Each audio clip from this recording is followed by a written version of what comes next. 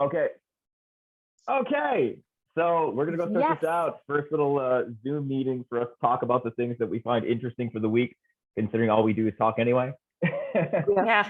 So it's I obviously a lot of different things we're gonna probably gonna cover a little bit. I know big things on everything esoteric. For me starting, the Kenosha shooting, the Kyle Rittenhouse case is beyond fascinating.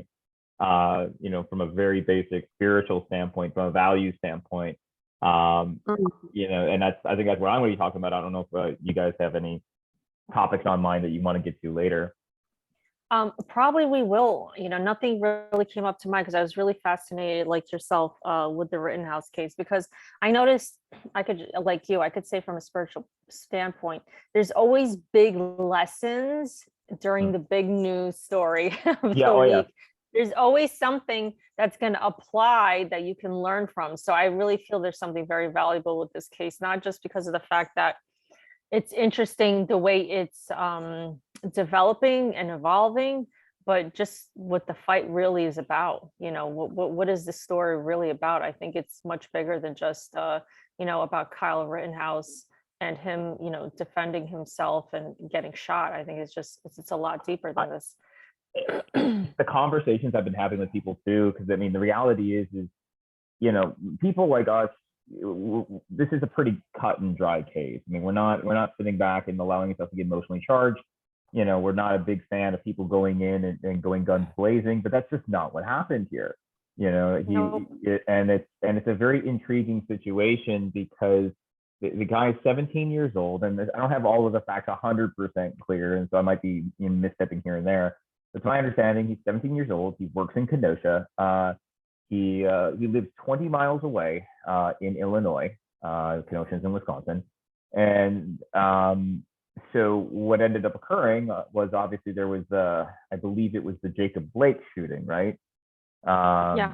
So you had the Jacob Blake shooting, and that triggered a Black Lives Matter, protest to be staged in Kenosha. That it goes August 25th of 2020. That was not a protest. That was looting, rioting, burning down buildings, and killing people. I mean, come on. That's exactly what it was. Well, that's what it was. But let's try to let's do the cursory look first, and because again, and this is, and we'll dive into this concept later about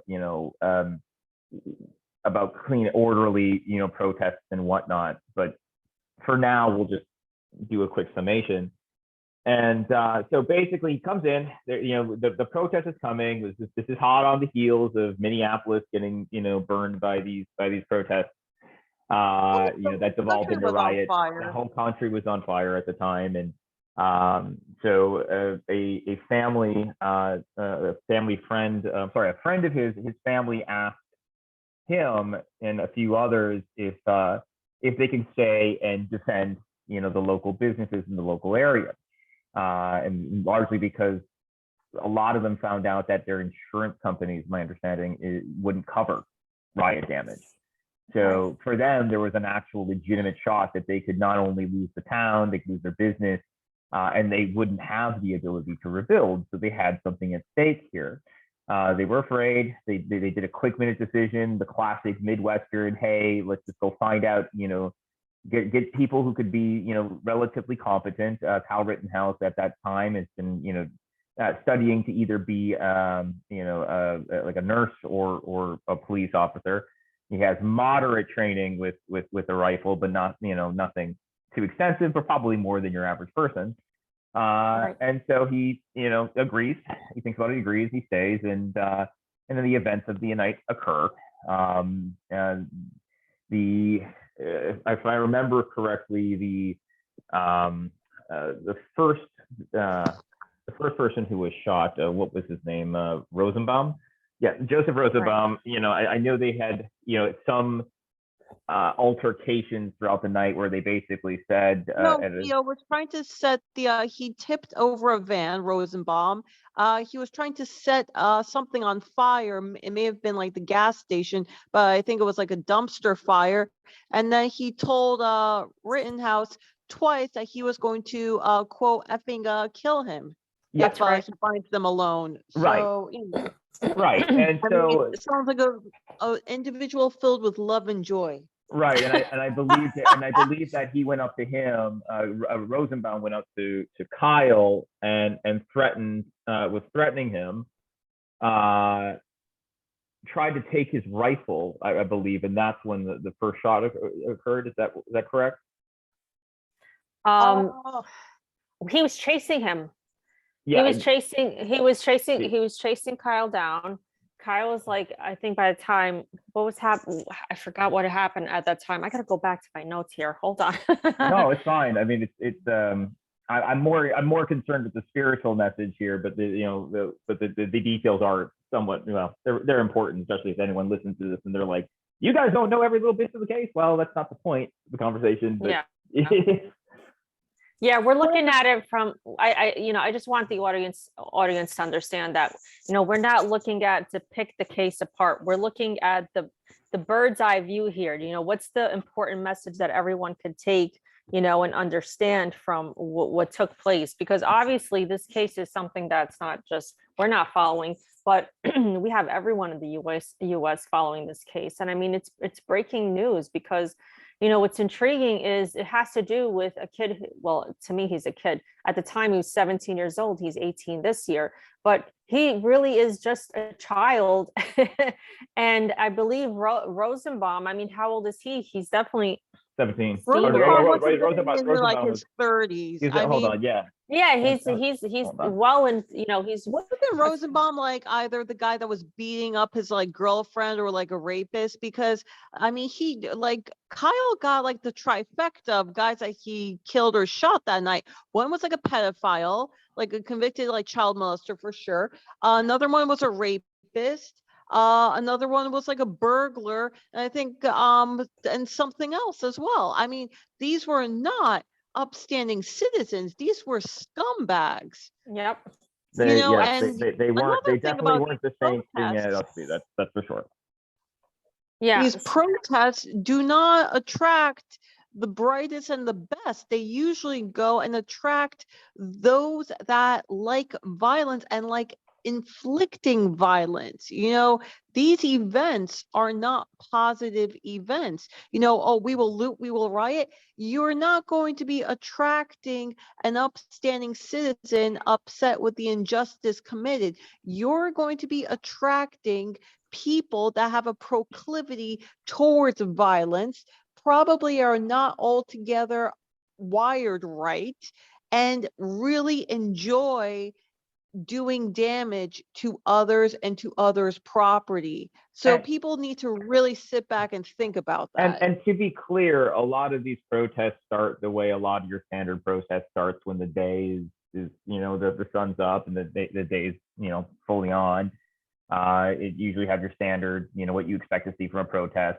That's where you get the quote unquote mostly peaceful. But it's usually towards the end of the night where the bulk of that crowd starts to leave, that you have that 10% or whatever that stays around, that was there pretty much from the very start to do the damage, right? And they use a lot of people who are very well-meaning for cover. And we'll talk about this later in terms of what I feel is sort of a sort of like a residual Piscean energy is, with when it comes down to situations like this, where people have sympathy for someone who lost simply because they lost their life, and nothing more, nothing less, right? But that's we'll get to that. So go on. Well, no, you brought up a really good point. I mean, and even Delphina, this is these guys were not upstanding citizens. Joseph Rosenbaum, 36 years old. I mean, by 36, you are able to discern with good conscience whether something you're doing is right or not right. Anthony Huber was 26 years old. Gage Crosskreutz, I hope I'm saying his name right, was 27. These are people of mature age. When I think about the case and I look at Kyle Rittenhouse, although he was, he understands how to hold arms and he's mature in that sense, but you cannot say that he's mature in the sense as someone who's like a killer. like he's going out to Right. kill. I mean, the other guys were acting in aggression, and it's Yep. very clear that they were acting in aggression. And I do agree with the point that for some reason, media, when someone gets killed, it's like they bypass the person's history. Who was killed? Now, I'm not saying that we should go out there and start, killing and murdering and hanging the bad guys. I do believe in due process. I do believe in, going through the law and and looking at the case from all perspectives to come to a decision, lawfully. But in this case, I mean, it's very clear this kid was in a panic. He literally, I mean, and there's even footage, there's evidence that he was just being chased down and he was acting literally out of self-defense. What I found very interesting, what I found so interesting is, the way the judge, I forgot his name, the judge that is seeing the case, the prosecution, how they're seeing the case. I mean, they're making it like this kid, because that's what he is still in my eyes, even though he turned 18, a young kid, a teenager, let me say a teenager. This teenager is, on trial and he's defending himself, but it's like everyone is completely putting it to the side, the background of all these individuals, that really were the aggressors in this case. I mean, these people didn't go out there to protect others, to save the neighborhood, to act like a good moral, law-abiding citizen. No, this was all, they were out looking for trouble. Right. And my favorite part was the bungling prosecutor, the large gentleman, that when he was cross-examining his witness, which is one of the guys that attacked Kyle Rittenhouse, he asks the witness, were you afraid? Were you very afraid? The man says, yes, I was. And then he asks him, we did not ask you to change any of your statements. And he goes, he goes, yes, you did. No, you did. And at that point, I was like, oh my God. Oh you my couldn't, God. you cannot make this stuff up. Right. You can't make this stuff up. At that point, like, you've just been caught in a lie, lying to the judge and presenting this stuff as truth. At that point, what do you do? We'll get to this point real quick though. Let's just finish setting up the basics, right? And so, right, like we're saying, they, largely the evidence has largely shown that Kyle never went after anybody.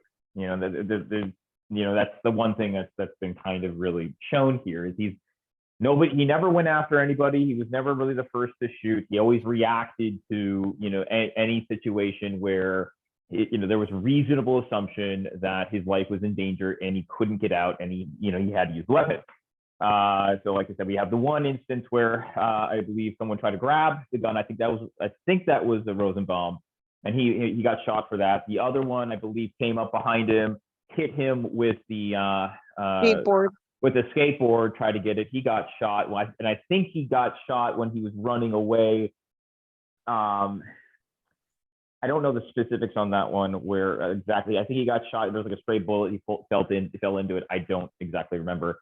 And then the third one he got shot was Grosskreutz, who basically when he pointed the gun right at him, and it was at that point that he got shot, right? And so the law basically says, okay, if you have, there has to be reasonableness to this, right? And for most of us who are in this situation, and but you're looking at it, hold on. Why was there an FBI drone directly above Kyle Rittenhouse when this was going on? Well, mind you, and that's a separate thing altogether, but the FBI drones have been actually shown there over the course of the past like 10 years or so. And the media started talking about it about 5 or 10 years ago about, hey, the FBI has drones and they're filming us, right? Isn't that kind of scary? They had it there a few times, and then of course, as time went on, we stopped hearing about it. So if the answer is why, I can't exactly say specifically, but it's also not abnormal for the FBI to be spying on us with drones on a normal basis. So no, that's like their daily activity, up to date. Right. So it's not. This is not world chat. It's not world shattering, but it is interesting to bring up once more. No, it's not okay. No, it shouldn't happen all the time. But this is actually the FBI modus operandi, which is the reason why we should be looking at them with a little bit of a cross eye. I mean, well, you know what? Look, I mean, it's said that the FBI was caught, hiding Rittenhouse evidence. My question is, why were they hiding it? You know what I mean? There could be several reasons. I mean, based on what I've been learning, based on the events that have been happening, I mean, it seems like they're trying to push a certain narrative, and that's probably why they were withholding this evidence. What would they have to gain other than to use this as an opportunity to sway, the jurors, in order to do what? I mean, think about it like this: gun laws, right? Gun laws have been under attack for like the past several years.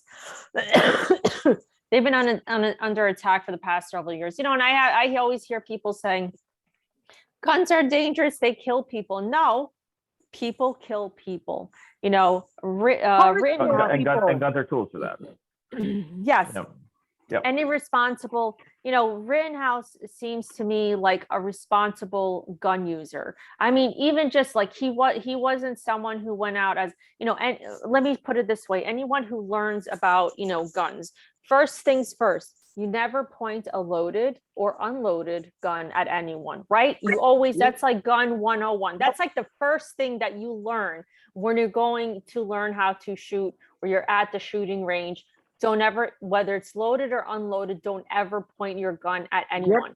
No. Yep. And the second thing they say is don't ever be the first one to shoot, right?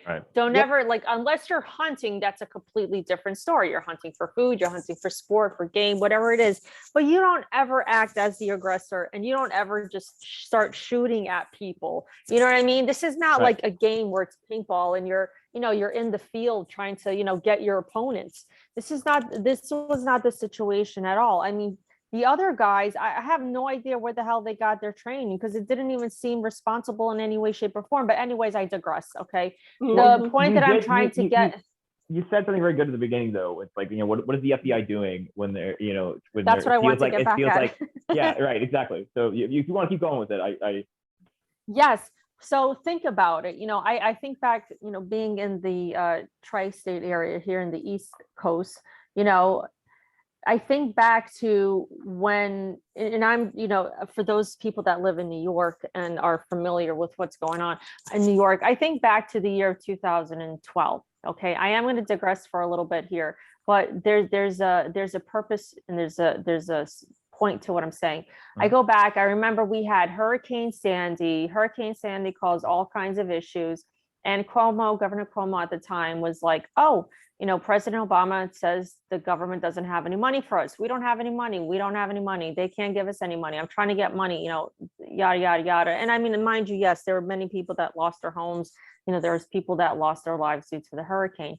But I'm never going to forget, that one Saturday, and I don't remember if it was in November, but it was like that one Saturday or Sunday, one weekend where all of a sudden, out of the blue, Obama comes in. He has a impromptu meeting with Cuomo. And then the following day, Cuomo says, oh, we have money. The government has money to give us, relief funds to give to help everyone, that suffered as a result of the hurricane, and to help the state out, yada, yada, yada.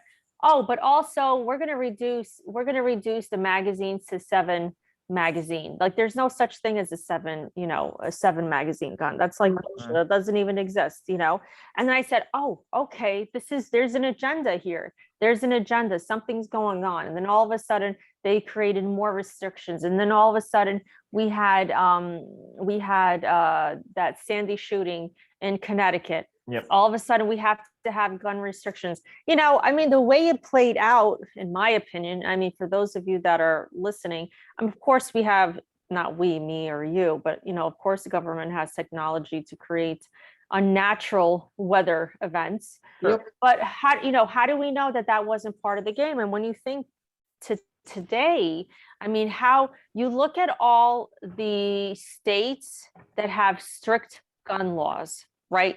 You look at London, where no one could own a gun in London. They have the highest crime rates, the highest murder rates. You look at New York City, the stricter the gun laws, the more crime. the more Yep. murders. Yep. Wherever, this is just common sense, because if you think about it, you know, I'm a first generation in this country. I'm not going to say where I'm from because it doesn't really matter. But if you think about it, anywhere that you go where everyone has guns, okay, and everyone's allowed to use them and use them properly, you don't have issues with murder rates, with theft, because guess what?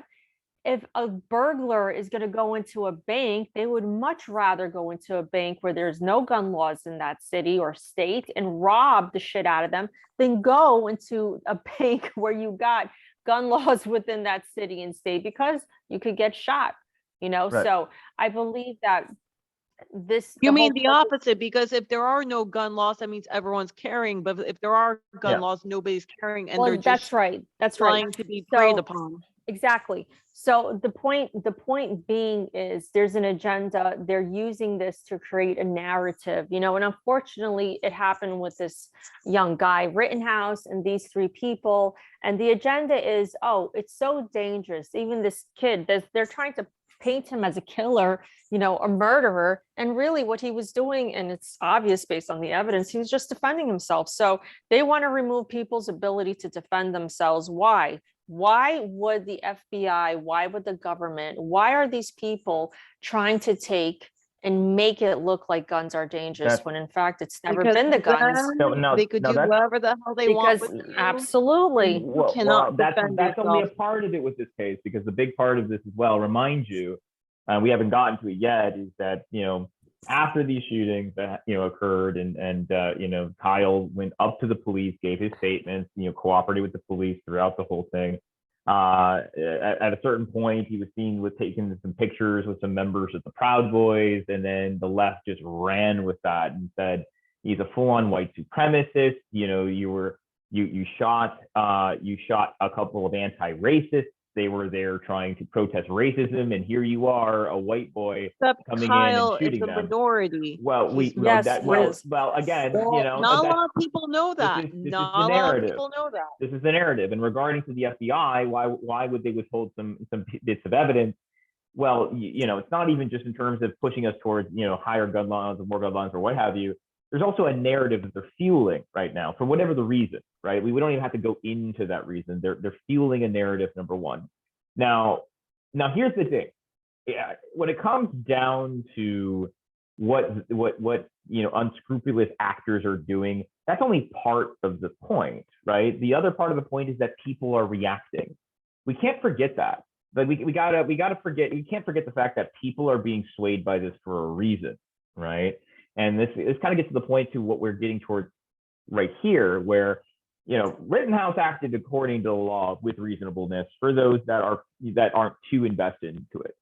But I was watching Viva Fry and Robert Barnes, and they had with their podcast, and Robert Barnes had a very simple point that I just hadn't considered, because I'm sitting here going, this is pretty cut and dry. It's very reasonable.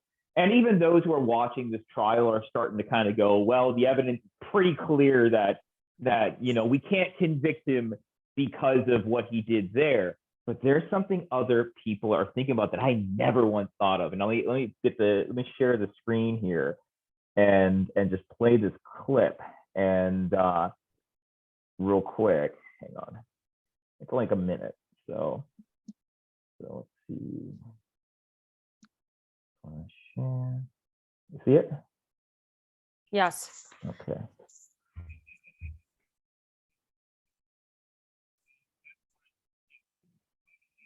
Higher the volume on your end.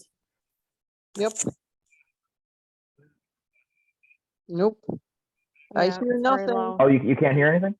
Nope. No, it's hard. Oh, so you can't. So it's not coming up at all. No, it is, but it sounds so low. Really? I mean, I don't hear anything. Why don't you just do the closed cap? Well, yeah. Oh, well, that's a shame. I'll have to figure that out sometime later. So Yeah, you could do the closed caption on the bottom. They had it, the CC. well, I'll sum it up, because what he basically was saying Okay, go ahead. is that people like us will be easily swayed by the evidence. But there's like a third of the people, both within Kenosha and also all around the nation, of course, and probably more concentrated in the coast for sure, where there's a lot of gun laws, and their relationship with self-defense is entirely different. And they're looking at and they're saying, see, I don't care that he was reasonable in how he conducted himself during this event, right? He's unreasonable for being there to begin with. And I literally sat back, and they believe it, and they believe it. And I just sat back and I realized, oh my God. And as you know, Pluto, I think it's in the second house of the United States right now. That's genius if you think about it. Do you know why? Because the only people that think like that are the ones that don't have anything to defend. What does this mean?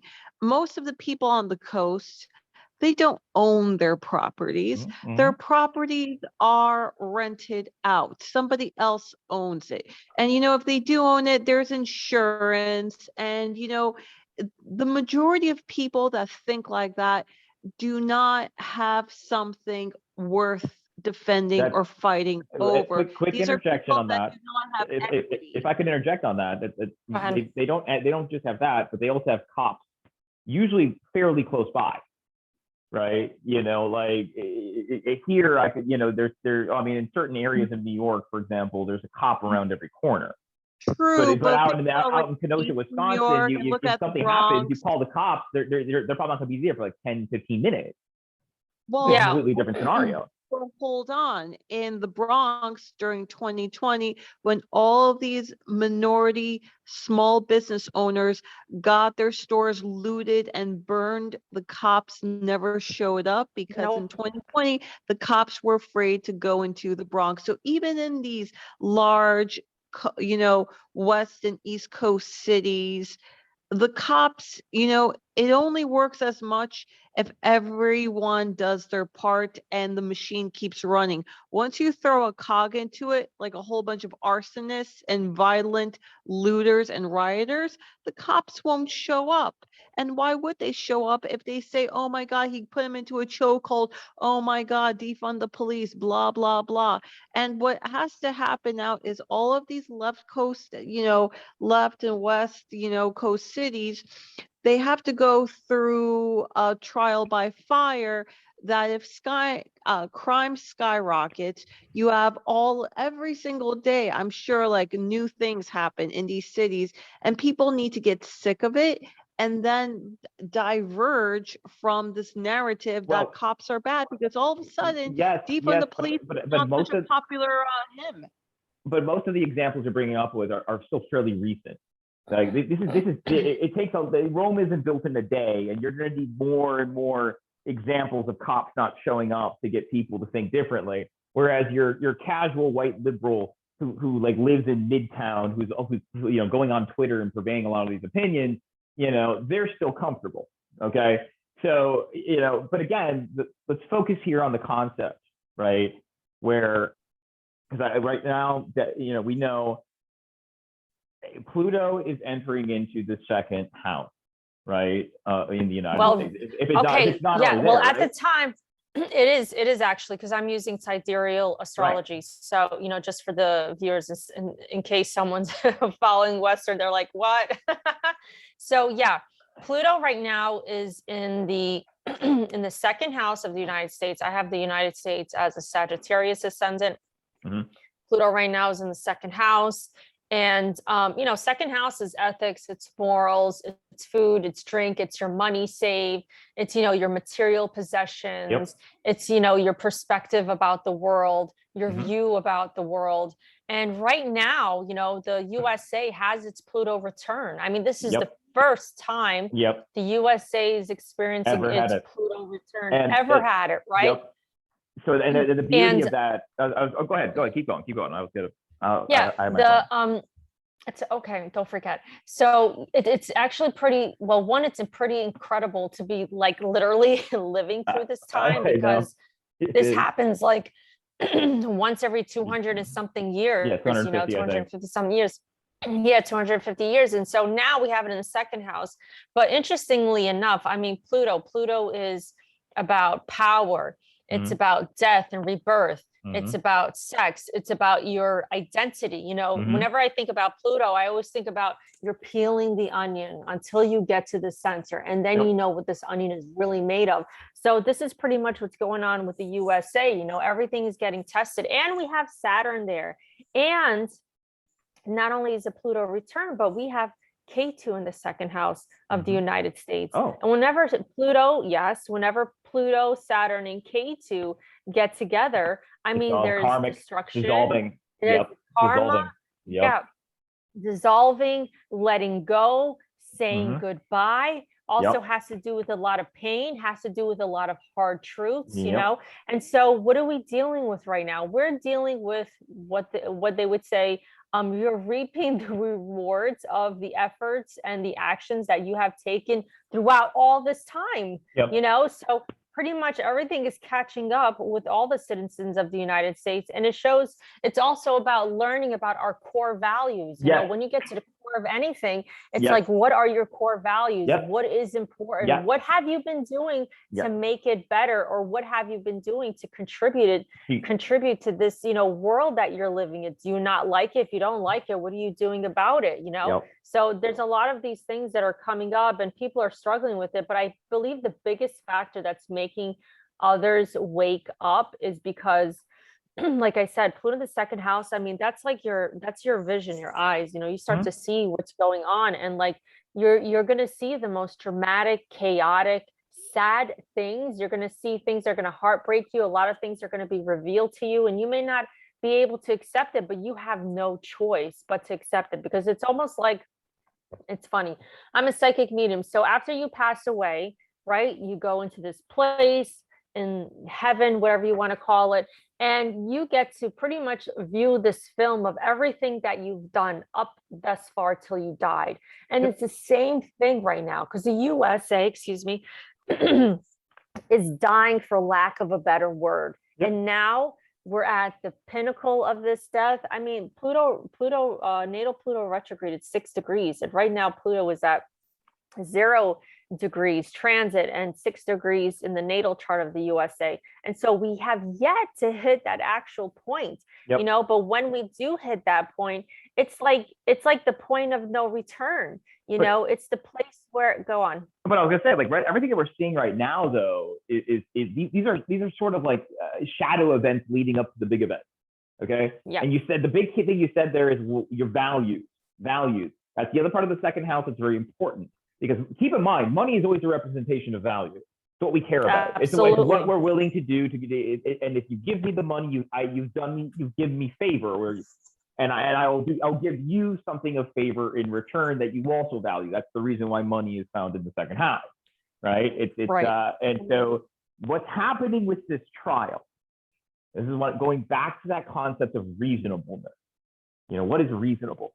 And we're looking at this going, well, of course it's reasonable that he's there to defend his property and to defend his community. Now, mind you, the media flat out lied about, and I am going to call it a lie, about his involvement with the community. When they sat back and talked about he crossed state lines. Now, they said with a gun, which is flat out false. He didn't. He was given the gun in Kenosha. But they made it seem like you traveled 4 hours north to do some damage, right? Now, when I was in the Midwest, and I had work, most of my jobs were 15, 20 miles away from where I lived. Okay. That was normal. Yeah. So when I heard that this guy lived 20 miles away, and I'm like, you guys make it seem like I'm going from Duluth to Eau Claire. No, it's basically you are 20 miles, New York, 20 miles. It's like, oh my God, right. That's so far away. That's such an expensive cab ride. Right. Oh my God. Right. It took him 5 hours to get there, Lord. Right. And it's not. Well, it's not what happened and it's at all. not. But but this is what people have to be reminded of.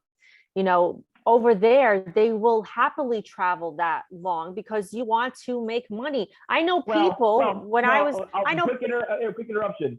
It's not just make money. It's also 20 minutes on the highway. Yeah. 20 minutes on the highway. There you go. not that far. Well, but the point being is, to me, it's not that big of a deal. I mean, I know people that would take the train all the way up to Penn Station in New Jersey and then go, under through the tunnel to New York City to go work for mortgage companies, for banks, for attorneys and law firms, all the way from Pennsylvania, because what they're looking for money, they're looking for stability, this is part of, this is part of their journey. So to me, it's not a big deal. I mean, when I was a kid, holy cow, I used to travel 45 to 50 minutes to work. But This is like a common thing. But with Rittenhouse, the media made it seem like it was a big deal. That's why I'm saying they lied. They lied about his connection. They lied about his connection with the community. He also has, I believe, a grandmother that lives there, and they had testimony that basically from several witnesses that said, we all know who he was. So it's not like he came out of nowhere. He was bloodthirsty. He was doing all of that. Now, obviously, the reason why that was omitted is because that would have died down the narrative quite a bit. But even knowing all of these things, you have some people that are still convinced he's a murderer. Why? Now, there's two different things for this, but we'll focus on the good faith reason, right? And when I say good faith, we mean that, they may be on an opposing side politically, but they believe in the concept of shared citizenry. You might be on the other side of the aisle, but these laws are our laws. They apply to both of us. They should be upheld for both of us.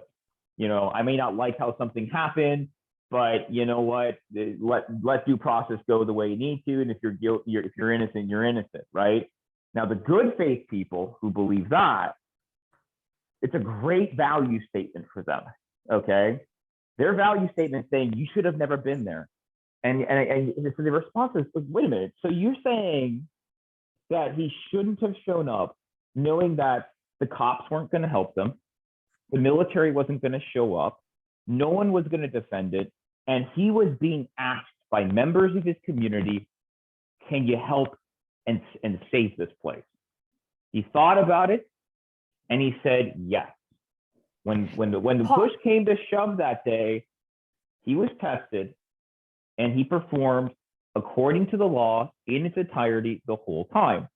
Now I'm sitting there saying he defended his liberty, he defended his property, he defended his community. What's wrong here?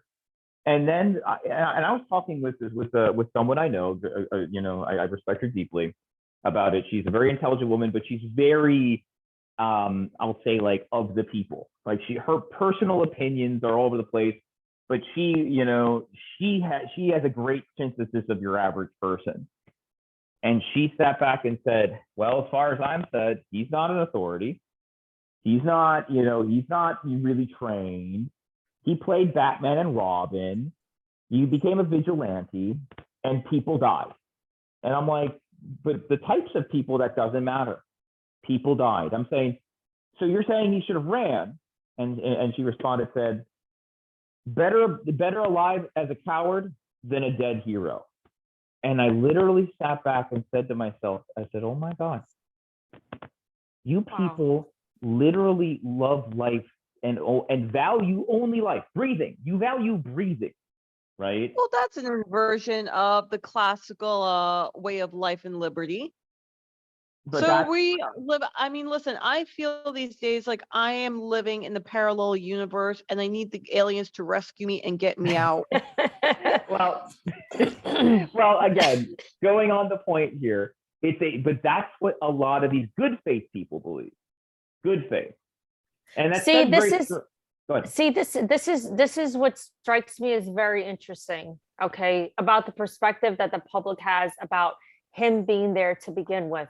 You have half of America, I'm just going to say 50-50. You have half of America saying that he had no business going there. You had the other half saying, hey, he's someone for the people, for the community. He wants to defend his community, but the fact that you have one group of people saying, hey, that's terrible. He should have never done that. If he wasn't there, those people wouldn't have gotten murdered. This wouldn't have happened. But you know what the underlining statement is? The underlining statement is, it's uncool to defend your land. It is uncool to get together with your community to fight for your rights, to protect your freedoms. Yep. And this is how they're using this case to F people, excuse my language, and to F their psychology and say, shame, shame, shame. Yep. No, a Yep. slap on Yeah. your hand. Don't you dare defend your community. Now- Don't you dare defend your land. What that is, it's the practical, right? So now, if we're viewing the FBI, CIA, all these actors as people that want a practical solution for, for the population, that's it, right? Like you push this enough and you push the message of you don't have a right to defend, but there has to be something to stick that makes it stick, okay? Because bad actors within government have been doing things for a very long time. Not all of them stick, but this one's sticking, not fully, but it's sticking. And the point is that life in and of itself is the ultimate good value. In other words, it doesn't matter the condition of your life. It doesn't matter the condition of your surroundings. It doesn't matter the condition of your future. What matters is that you still breathe, right? And that's something that obviously wouldn't have been shared by the founding fathers, who literally said, "Give me Completely liberty or give me perverted. death." Complete perversion. It's perversion, but this is what they believe. This is the point. This is the point of the conversation. Because remember, Pluto, second house. It's getting rid of the BS. It's creating conditions that are stark, that force you to have to look at something, that force you to have to say, where do you stand? And I'm looking at it, it's so stark for people like us because we don't have a value for breathing. We have a value for living. And your property is a part of that. Your community is a part of that. Your future is a part of that. I don't care that I still breathe if it means I have nothing to fight for. Yeah. Right. But this is not understood. It's a different thing. It's another part of it too. And Well, that's because it's been brainwashed out through all the institutions. Look at what's going on with the schools right now. Look at what college. I mean, college is just a dumb shit show. And I mean, unless you're an engineer or someone that requires a high level of technical skill, and even these days, I don't think college is that, valuable because all of these courses that you could get for pennies that all the great colleges are now giving you for like $49 like a month, you could go and like every month get yourself like a new course and you could learn just as well, if not better, than in like a school setting. What you need to do, you don't need the institution. The institution is dead. It is dead. But give yourself a trade. The institution, though, needs our children to manipulate the next the next generation and to fulfill the proposed agenda for the next decade. That's why these institutions exist, and also to bankrupt these young kids that they feel, and it's sick. I'll tell you something. It's really sick because I have children, and my children are like, okay, I'm going to have to work this. I'm going to have to get a job that's going to pay me this kind of money, that's going to allow me to pay my rent, pay my electricity, pay my bills, pay for my car. Wow, where's this money going to come from? Okay, I got to go to college, but wow, college costs a lot of money. And then I got to pay that. And like it's you know what it is? It's like a nasty rat race, or even worse. It's like the hamster on the wheel that never gets off. Well, keep in mind, let me interrupt real quick. Let me interrupt real quick. What you're talking about is A, is slavery, and B, we are still in the age of Pisces, exiting out of it. What's the shadow of Pisces? Shadow of Pisces. The opposite. The opposite of Pisces is Virgo. Virgo is the analytical sign. Yeah. Well, but what sign is slavery usually associated with? Slavery? Is that what you said? Mm-hmm. Slavery. I thought slavery always was with the sixth sign, if I remember correctly, right? Wasn't it? Not necessarily. Honestly, slavery. I hate to even share this, but most people, the slavery where it's like has to do with Pluto, because Pluto is the powerhouse, has to do with 8th house, and also has to do with the majority of planets in which sign they sit in. So if you're if your planets sit in like majority of air signs, chances are you'll be very flexible, very easy to move, very easy to push, very easy to influence, you know. If they're in more earthly signs or fire signs, yeah, Right. you really can't push those people But too much. which you know? it's the sixth house I'm looking at if I did a quick search, and I guess If the you're, sixth house is associated with slavery, but that's what they say. That's what they that's- say, but you really have to evaluate like the entire chart. Like I'm just Sure. talking from my experience, but no, I know. always find an association with Pluto. I mean, look at this. Pluto in the second house in the United States. We're gonna go right back to that, you know. It's like it's be you know, be the master or be the slave. You know what I mean? It's a Sure. power play planet. It has to do with power. Are you giving up your power, or are you going to use your power and not be, you know, run over like by a tractor trailer truck? I mean, it's that serious. And so this is why people this is why people are having issues also thinking about their life, you know, if they can have a life, if they can work, like, because think about Right. what's going on right now with the mandates in California and New York, right? You don't have a life unless you work. You can't work unless you get the jab. And if you Right. get the jab, you become a slave to the system. Right. So second house in any chart is like the killer house, you know? So it's like, are you going to live or are you going to die? Are you going to be enslaved and part of the system that's killing you anyways? Or are you going to defend your freedom? And this is how it rolls back to the whole Rittenhouse case. Okay. Are you defending yourself because of your freedom, or are you gonna, you know, or it's like it's how do I say, because I have too many thoughts going in my head so fast. Are you going to stand for freedom, or are you going to stand for a system that wants to enslave you? This is what it's really about. This is but what the this whole problem case is Yeah, but nobody the stands system, nobody stands for nobody things. is talking about the fact that we went from a system that was backed by gold and backed by actual physical assets to being backed by debt. So these days you get to see like who is worth more, the one that has debt. I mean, look how they go and value debt with the major corporations and the banks. It's like, how much debt do they have? Oh, they have that much debt. Oh, they're really powerful. It's like, oh my God, the sickness. It's quick sick. point to both Everyone is in debt. quick point to both of you. Debt is slavery, and the point I was making with regards to the Pisces Virgo is I do think that a big part of the past 2,000 years has been outside of that Piscean concept of I believe like retained karma, right? But it's also a concept of servitude, right? Like a big part of the age has been, and throughout all of you had the caste system, you had the chaste system, the system out in Europe with the peasant system and feudalism. Feudalism. Feudalism, yeah. Right, there you go. And and on top of that too, even with the modern United States model, when the United States was created, it was constantly trying to stave that off. But ultimately it sunk its way back in. It did. Slavery is a part of this age. That's my estimation. So the fact that it's still here, don't get too worked up about it.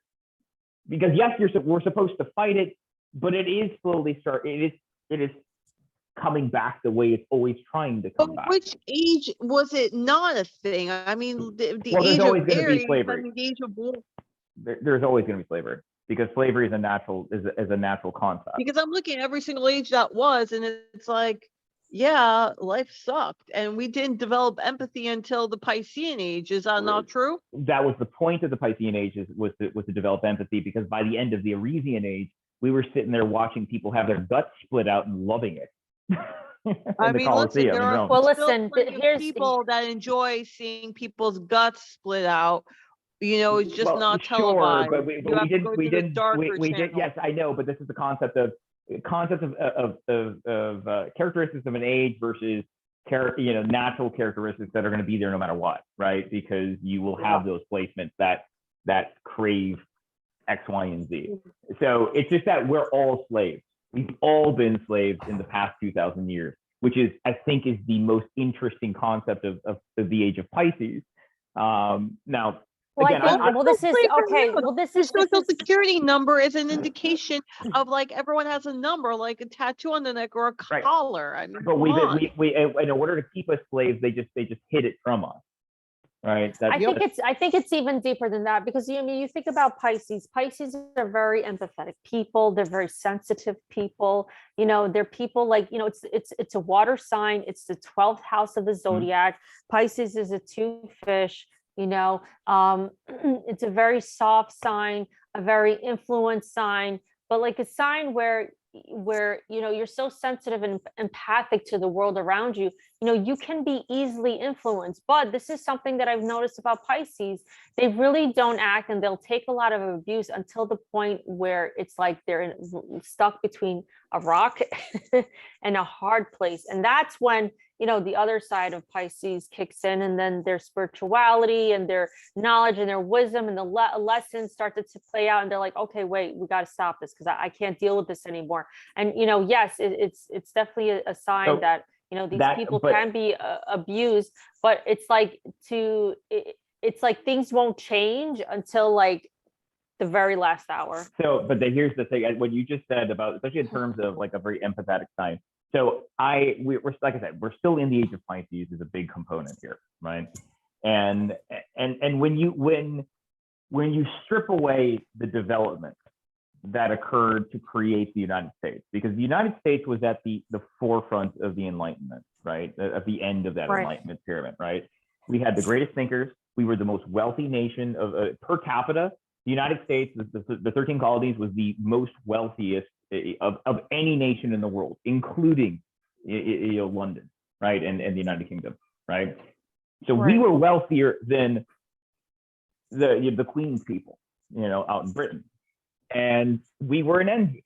But part of that envy was because we knew what we were doing, right? We were learned, we were spiritual, we had a very defined relationship with God. We were thought leaders, okay? And we broke free for that brief moment from what the rest of the world was doing, which is why we didn't want to go back to it. Right. Which is why the founding fathers set up the Constitution in the way, in the language, and the manner that they did. Yep. But what's happened is that over the past couple hundred years, the forces of the age, this is what I'm going to call it, right? We can call it specifically what it is, but I'm going to call it the forces of the age, try to pull it back. And they stripped away all of this higher mind. And they have. And what have you been left with? Going back to the Rittenhouse case, I was talking to, you know, with this dear friend, and I knew what she was going to say because I knew about this concept, but when she said it, I was just disappointed. And I literally was like, just because someone died, and she goes, I just have empathy for them. And I'm like, excuse me? And it was very Piscean, right? Like, forget logic, feminine side. Forget logic. Forget about that for a second. Someone died. It's awful when you think about that. But then I sit back and I say, but do you know what you're advocating for? She goes, what? You're advocating for cowardice. She goes, that's not important. And I go, makes sense, because cowardice and courage is in Aries, which is the 12th house from, you know, which Pisces is the 12th house from. Anything you're the 12th house from, you know, to the next sign over, you don't know what that sign is. That's lost on you. Courage is lost on you. And what is courage for Aries? You know, at least in my estimation of it, courage is a higher vibrational value of that sign, right? Because Aries is ruled by Mars. Mars is always going to force action one way or another. When Mars is involved, there's going to be bodies. Okay, someone's going to get bodied.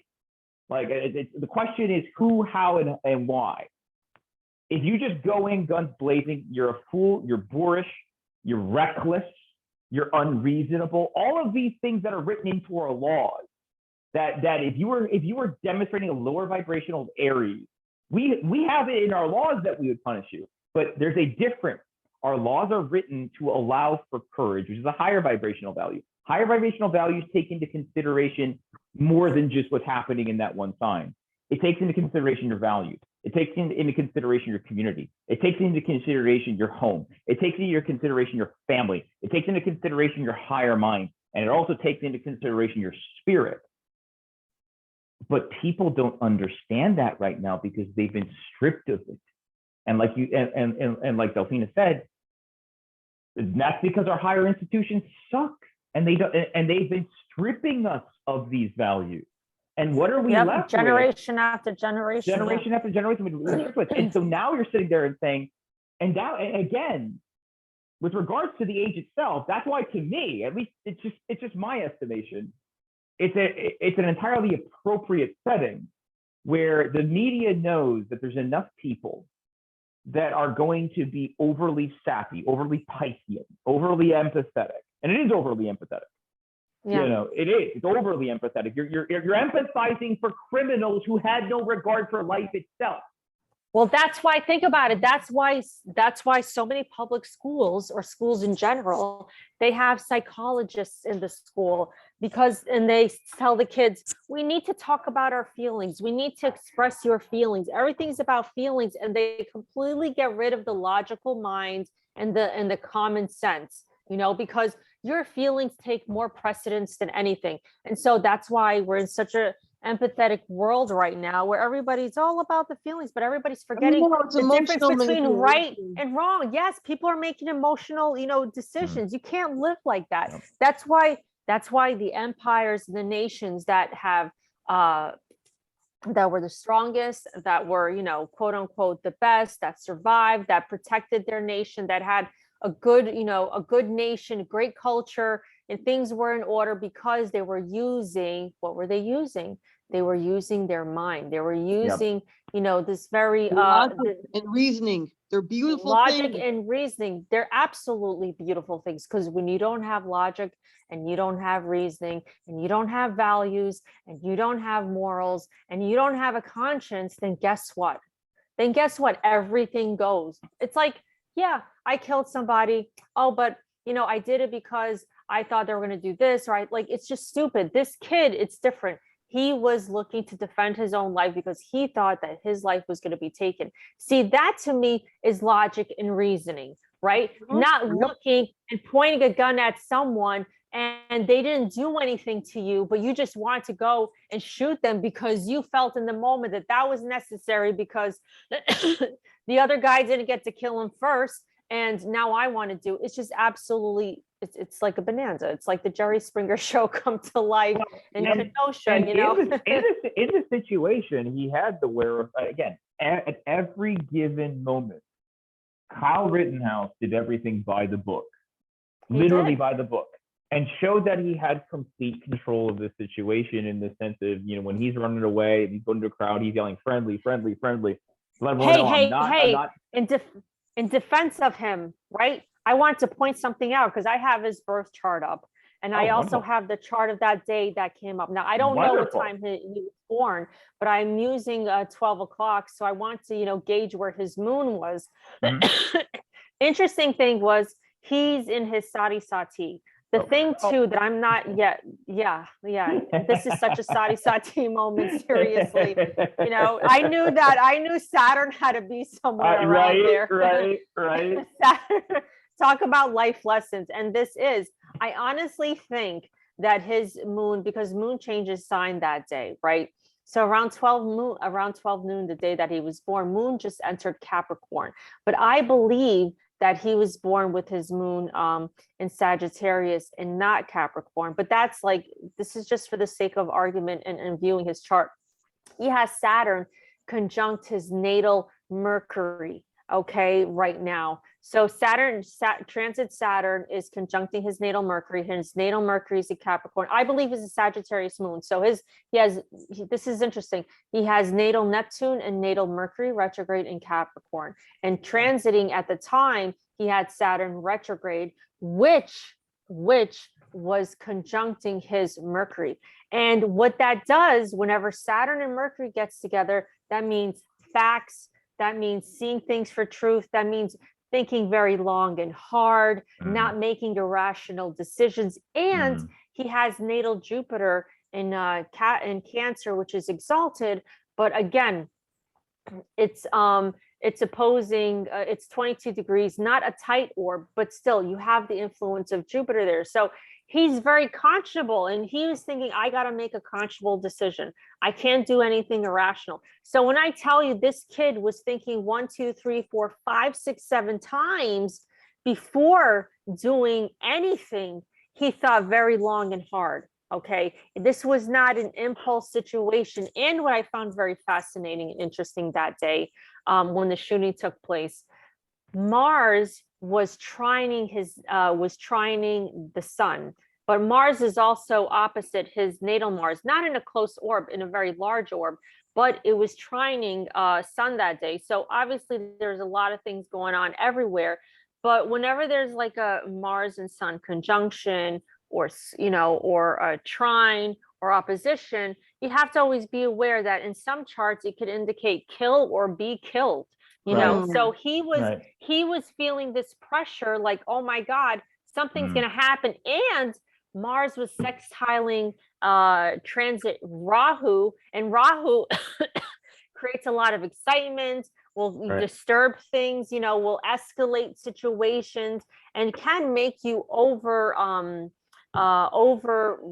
or can make you even more inclined to have to do something, like a Martian. I have a Right. conflict, I got to do something, I got to solve this problem, I got to get it done. Right.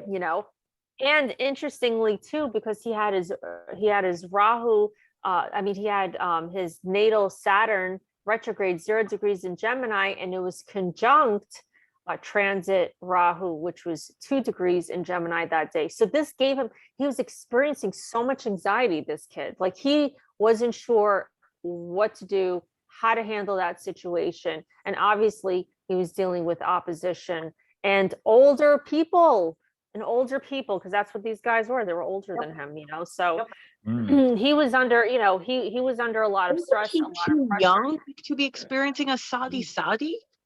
Well, no. Saudis are always No. like for example, like for us hitting it later in life, it's because our moon was only a few signs ahead Yeah. of Yeah. of Saturn when we were born. Whereas for him, Saturn was probably just nearly opposite of his Poor guy.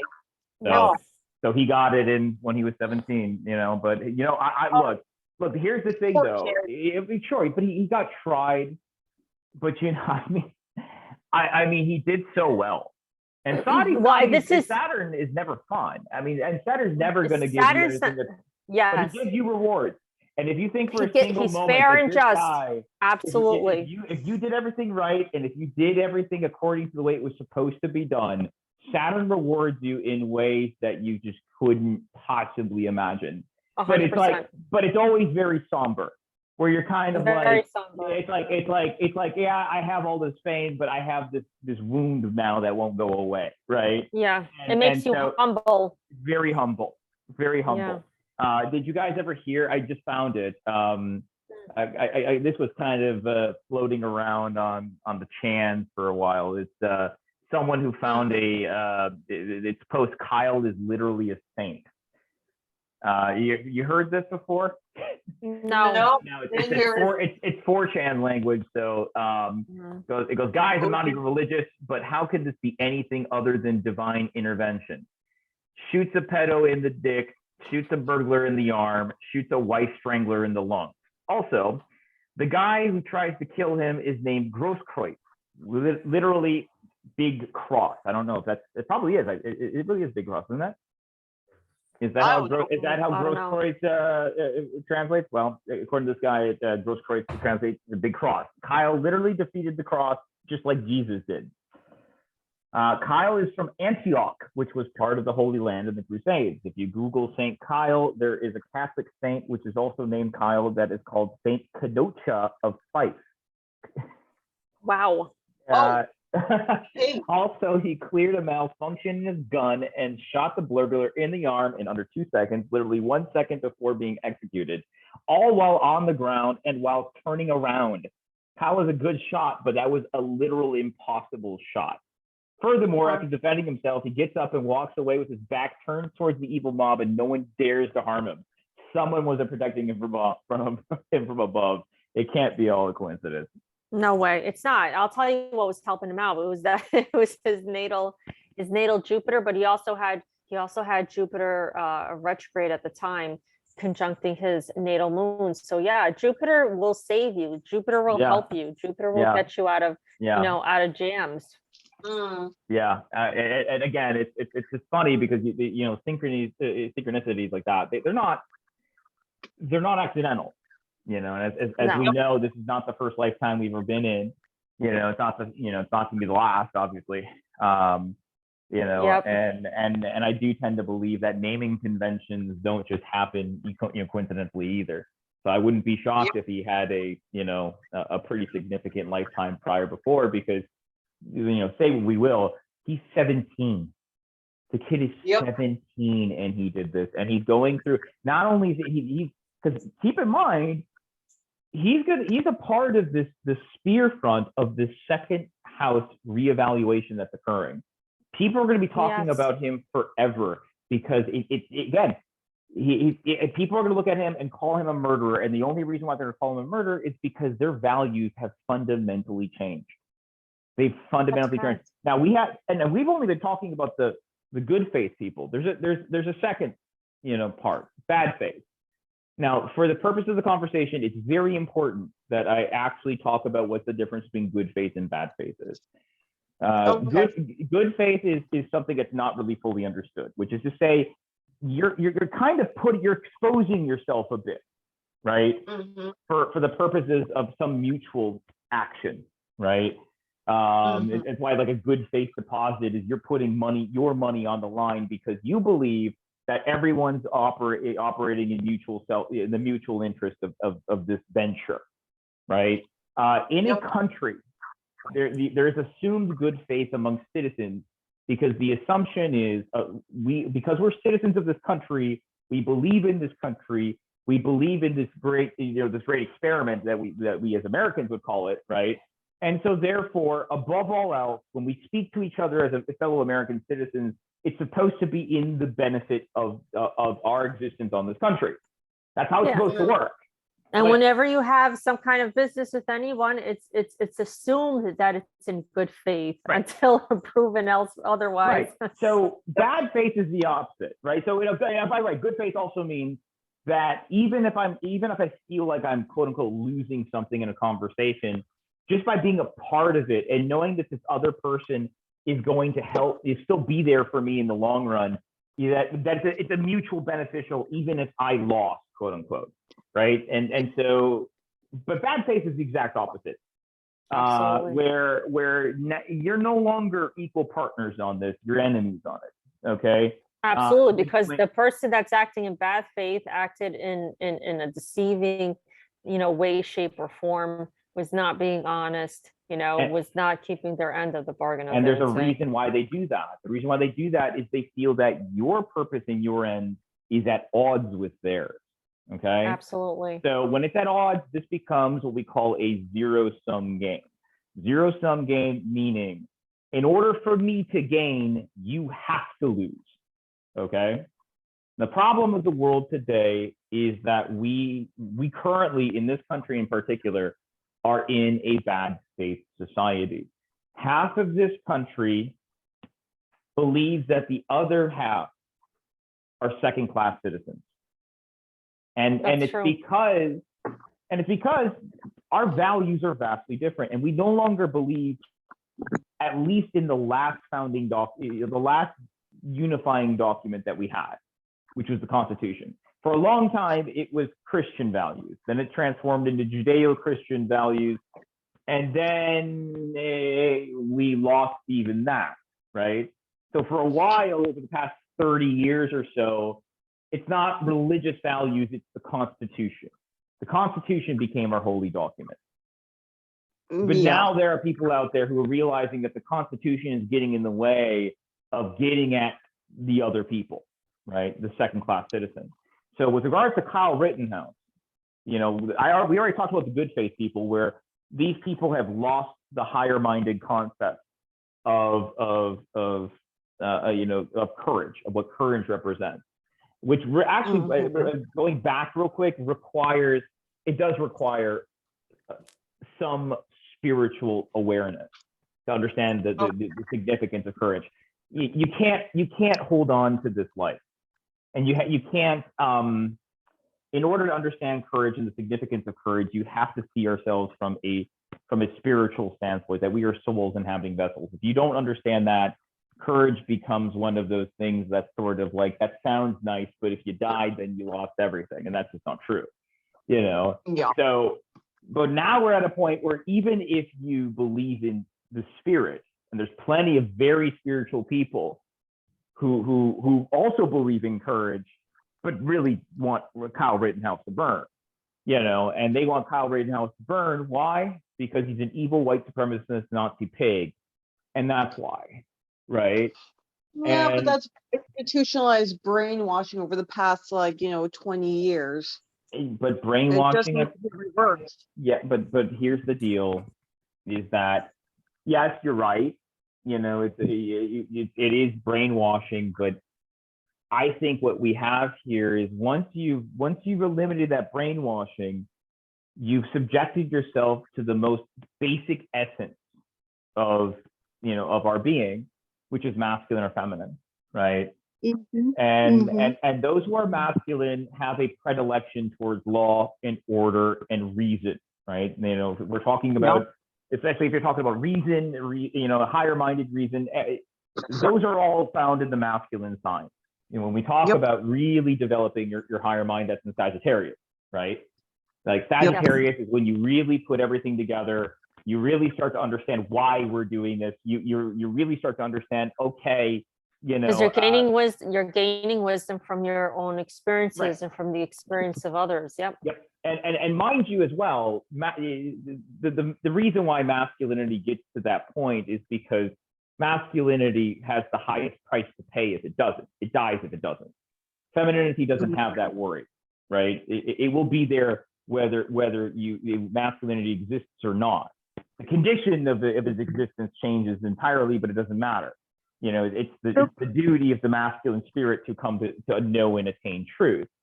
And so what we've been having in this case, you have plenty of feminine individuals who are very well versed in all of these other concepts.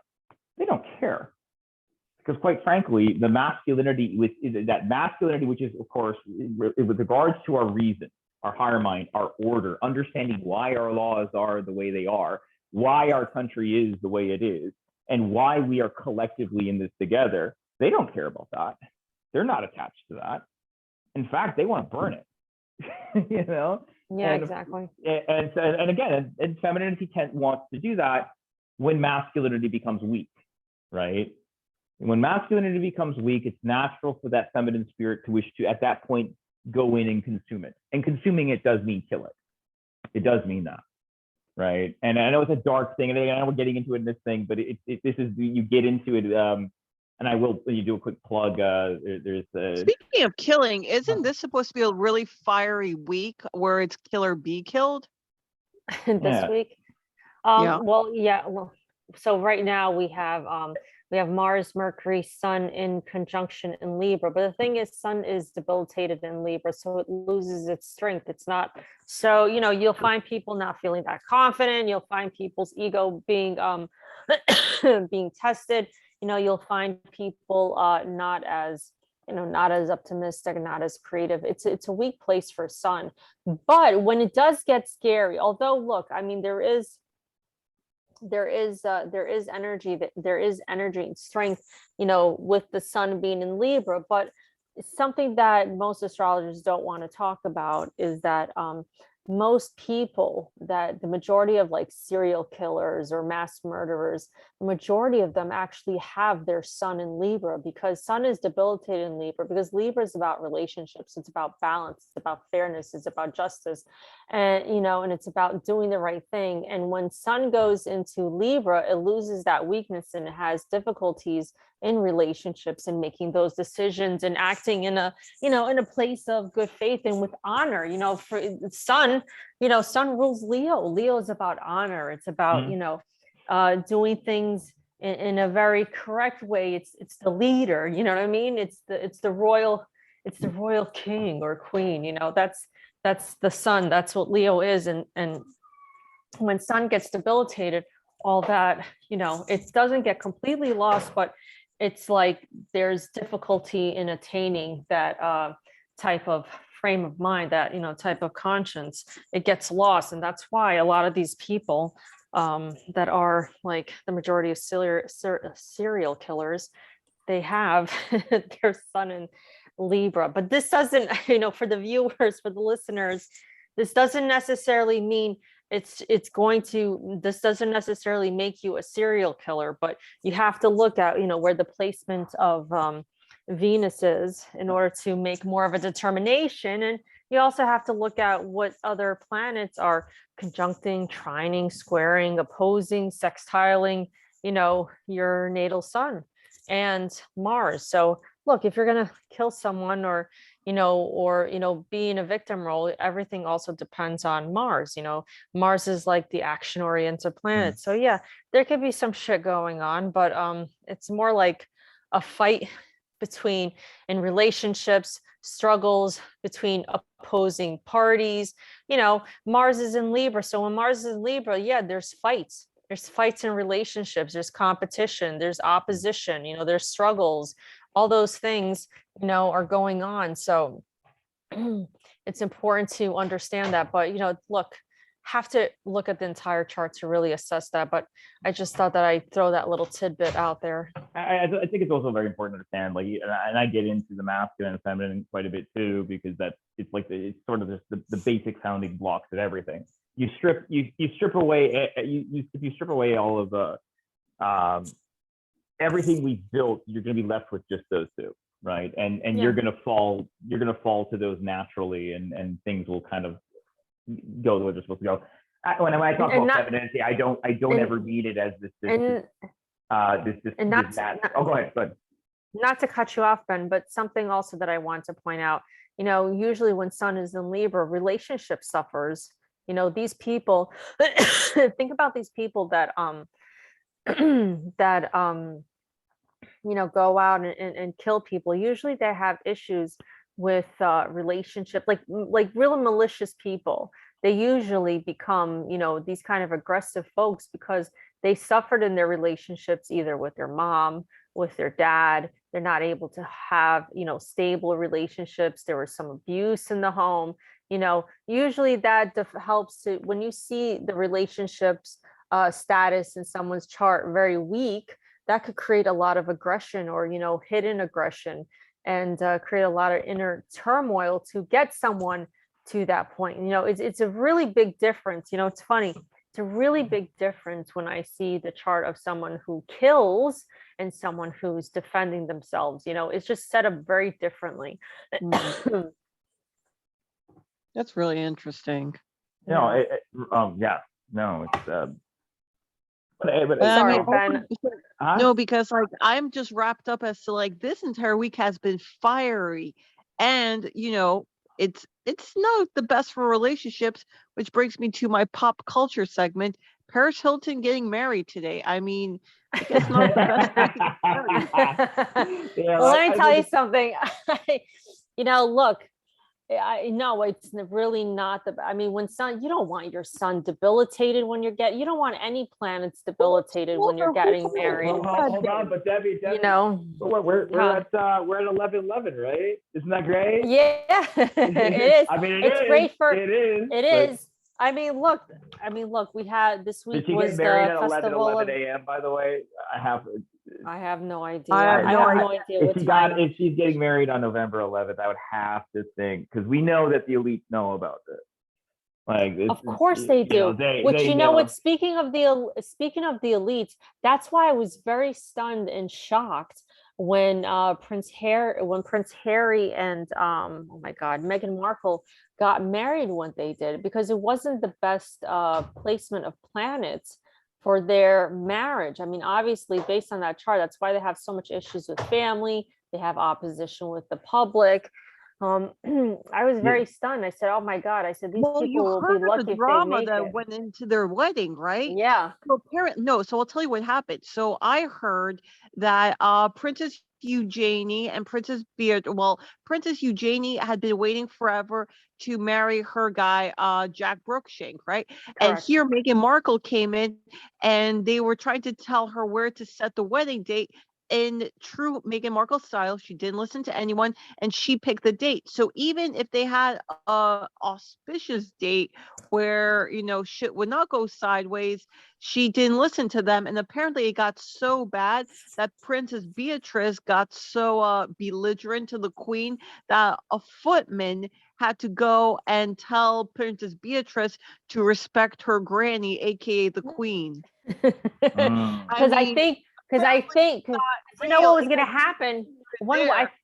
you know what the thing? I think that honestly, I think they did Princess Eugenie a favor because I believe she was looking to get married around that time, and she had to postpone and change her Yes, wedding date that's as a exactly result. what the whole But you thing know was what? about. Yep. But you Yep. know what? Megan did her a favor because I believe she got married at a better time than these two did.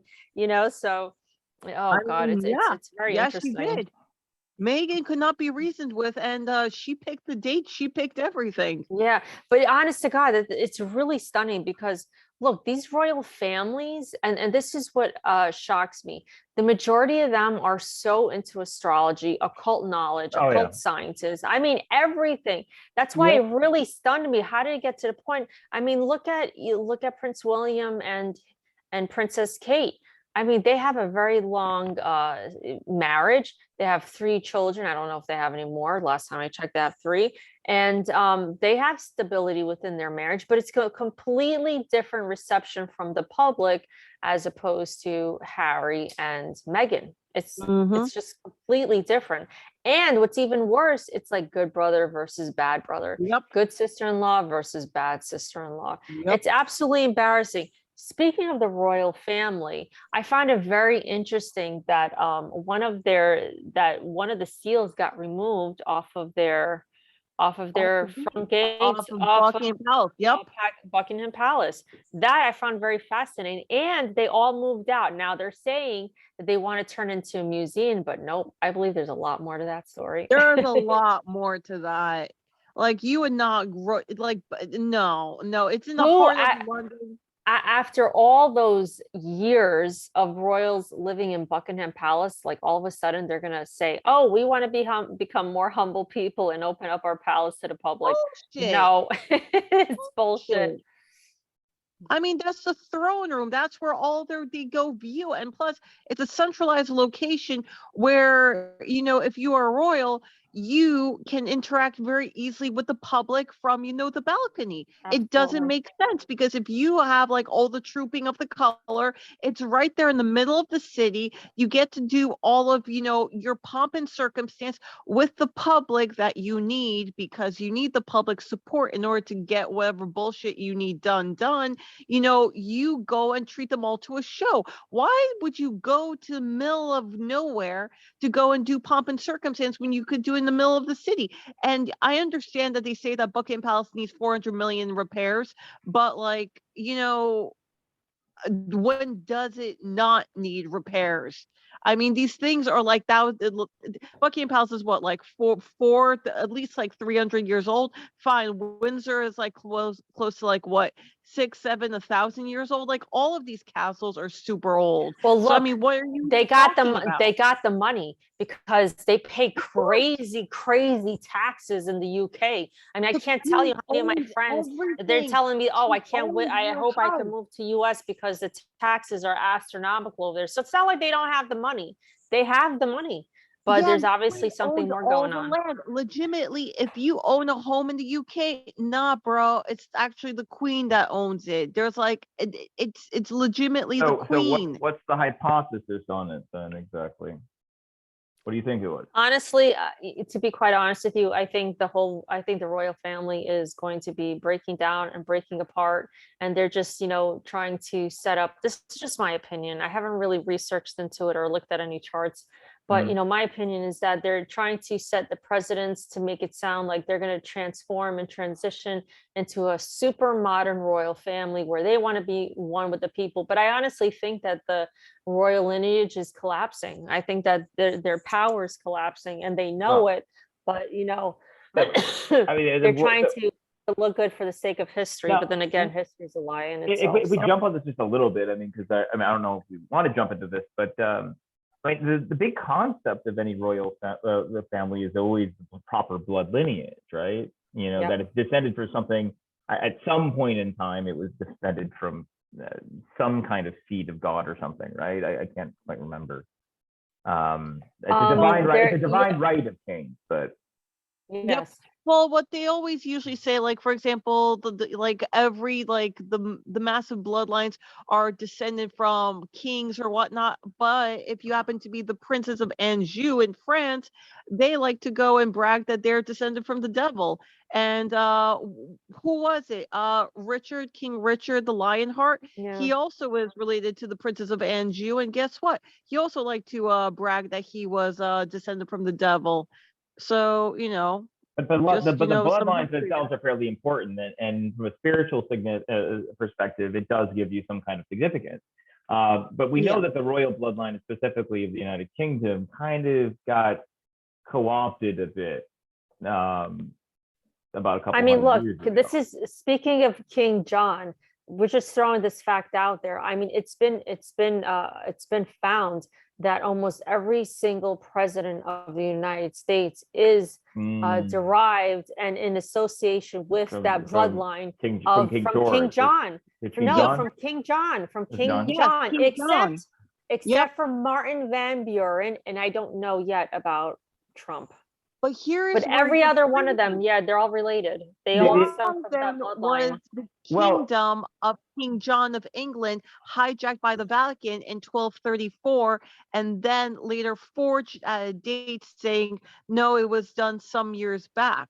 Why did the Vatican steal the kingdom, from King John? See, that's where I get very fuzzy, because what is it that they're hiding?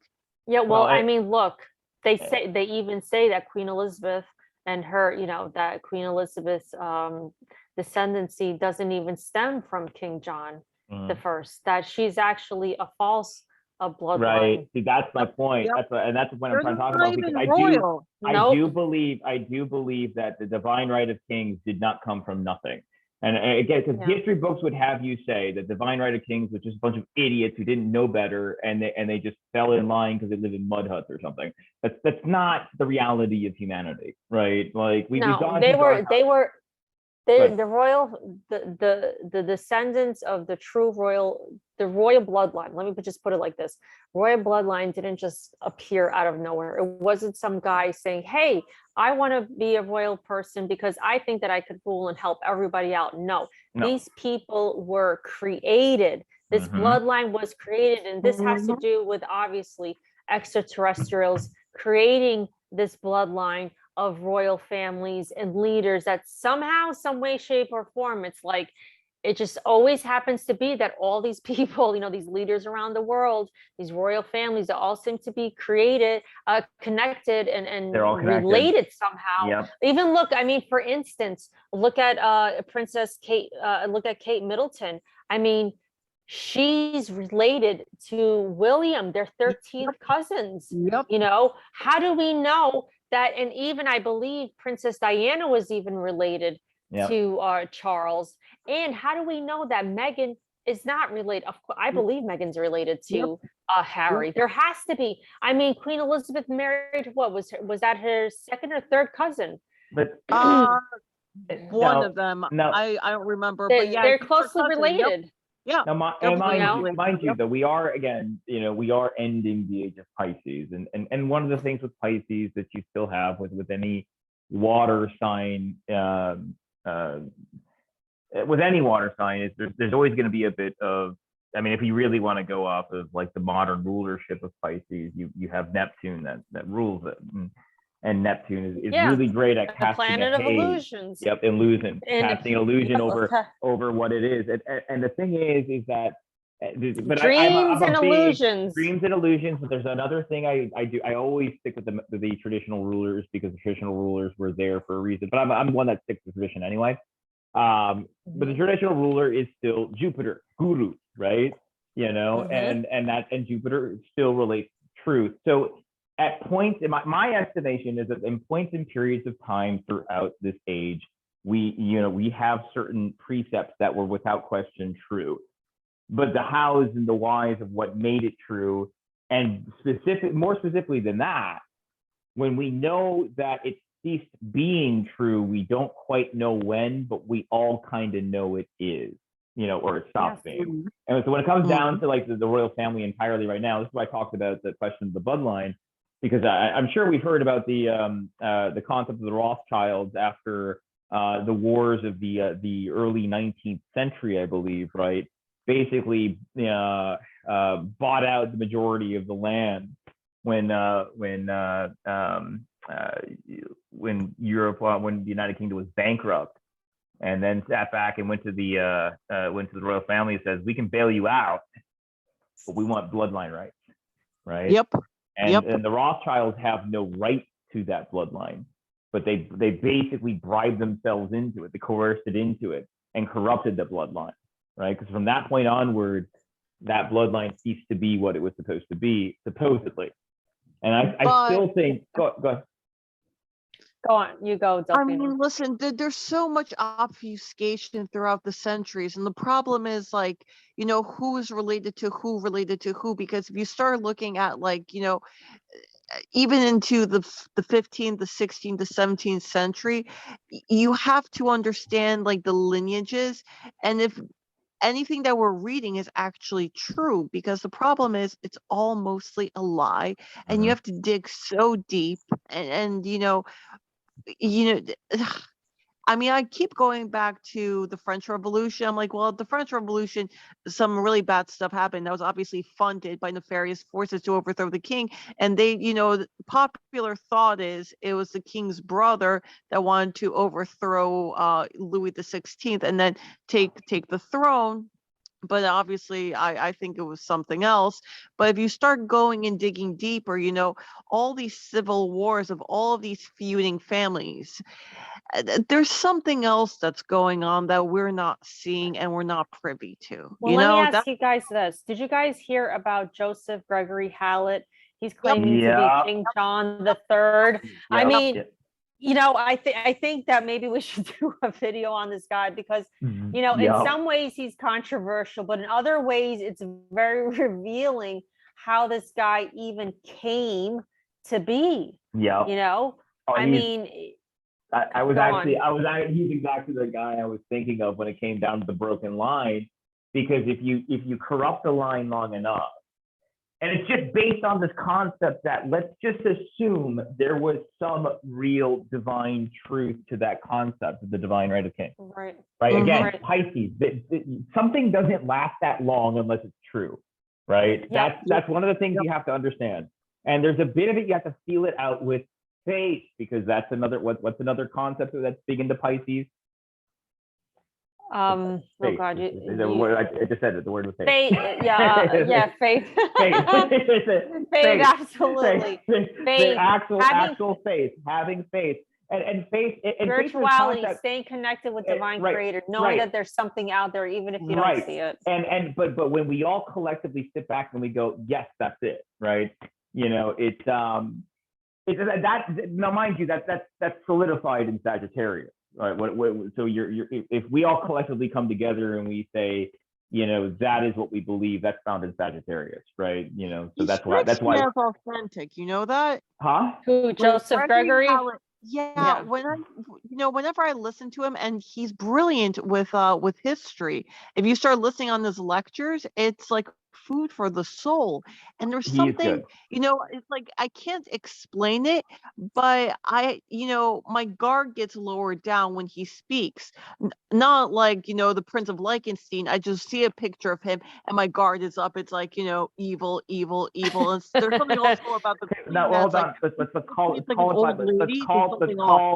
let's what's called Liechtenstein? It's Liechtenstein. That's how everyone knows it as. Say it right. Liechtenstein. Well, whatever. Liechtenstein. He's such a creeper. Oh my God. He's a creeper. But you know what? Listen, I listen. He's very well versed. He has a way of speaking. I like the guy, but you know, it's funny. Even though I do this work, you know, some people don't believe it. You know, psychic medium, Vedic astrology. I'm still very skeptical. Like, I'd like to look at this guy's chart. I wish I had his birthday, because then I could say to myself, okay, I could validate my intuition and you know, see the truth and see, yeah, is he a charlatan? Is this the guy? Is this, you know, guy the real thing? I mean, look, some of the things that he says, it's like, wow, you know, it sounds amazing and astounding and like incredible. At the same time, I'm like, listen, I'm not looking for someone to come and be my hero either, you know, like, and he's saying that he's been in contact with the royal family. They know that he's the true heir, and it's obvious they're not the real heir. And that's probably also why the royal family is trying to, you know, they're selling the pitch where we're trying to be modern. We want to be more with the people. You know, they're selling bullshit is basically what I'm saying. Right. But Joseph Gregory Hallett here, and he's calling himself King. I don't even know where he got the name King John, because he's a Joe. But anyways, King John the Third, he's calling himself.